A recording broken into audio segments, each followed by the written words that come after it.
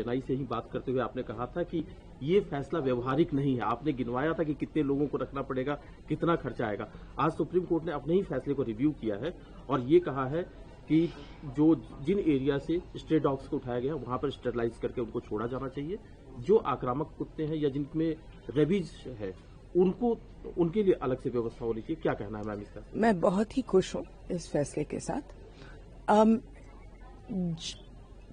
काटने का केवल एक ही वजह है और वो है कि जब कुत्ता उठा करके कहीं और फेंका जाता है, वो कुत्ता दर्द में है, घबराया हुआ है, उसको ये नहीं मालूम कि कहाँ है वो काटेगा।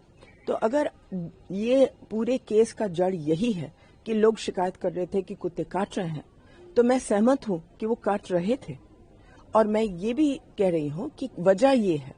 तो अगर फैसला ये हुआ कि उनको अपनी जगह में वापस डाला जाए एज पर द रूल्स, तो ये तो बहुत ही साइंटिफिक फैसला हुआ है और मैं बहुत खुश हूं इस पर। अच्छा, जहां तक रेबीज के कुत्ते हैं, जाहिर है कि वापस मत डालो। रेबीज एक इतने खतरनाक बीमारी है, तो उसको वापस अगर डालेंगे तो जाहिर है कि हम लोग सब खतरे में होंगे। तो रेबीज का कुत्ता को तो वापस डालने का सवाल नहीं है। जहां आक्रमण का मामला है, ये अभी तक ग्रे एरिया है, क्योंकि अदालत ने ये नहीं बोला है कि आक्रामक कुत्ता होता क्या है। तो कुछ लोग कहते हैं कि जो कुत्ते भागते हैं गाड़ियों के पीछे, वो आक्रामक है। कुछ लोग कहते हैं कि कुत्ते जो दांत दिखाते हैं वो आक्रामक है। कुछ लोग कहते हैं जो कुत्ते भागते हैं बच्चों के पास वो आक्रामक है, हालांकि काटेंगे नहीं, लेकिन भागने से ही बच्चों को डर लगता है।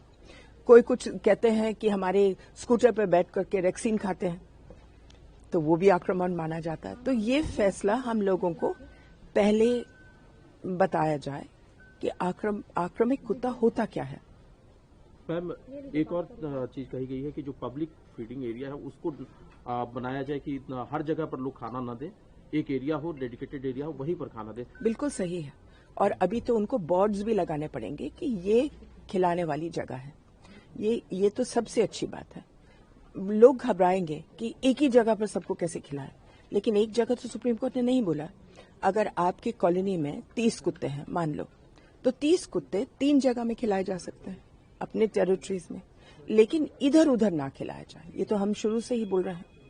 मैम, क्या आपको लगता है कि सुप्रीम कोर्ट के इस फैसले से बाकी स्टेट्स में भी जो ये समस्या है उस पर एक रास्ता मिलेगा कि कैसे इस तरह की समस्या से निपटा जाए? क्योंकि अलग अलग स्टेट में अलग अलग तरह की समस्याएं हैं। बिल्कुल सही, बिल्कुल सही।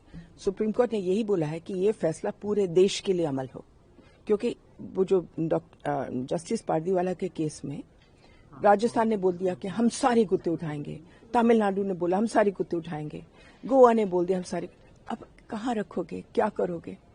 तो इसमें इस पिछले एक हफ्ते में हम लोगों को बहुत तकलीफ हुई है, इसलिए क्योंकि जस्टिस पारदीवाला का केस लगा करके इंदौर ने कुछ उठाना शुरू किया, राजस्थान में उठाना शुरू किया, अलग अलग शहरों ने, चंडीगढ़ ने उठाना शुरू किया। अब उनको समझ आया है कि जो वो कर रहे थे वो इलीगल है। मैम, एक आखिरी सवाल, जैसा आपने कहा कि आक्रामक कुत्ते उनको कैसे डिफाइन किया जाए, साथ ही जो ये फैसला है व्यवहारिक स्तर पर इसको किस तरह से इम्प्लीमेंट किया जा सकता है? सबसे पहले म्यूनिसिपल कॉर्पोरेशंस को अच्छी तरह से एबीसी सेंटर्स बनाने पड़ेंगे, ये है ऑर्डर। जब तक एबीसी सेंटर ठीक नहीं होगा तब तक ये कार्यक्रम चल नहीं सकता। दूसरा ये है कि उस जजमेंट से डर के मारे पहली दफा 25 साल में सरकार ने पार्लियामेंट में बोला है कि हम 2,500 करोड़ रुपए इस प्रोग्राम के लिए डाल रहे हैं।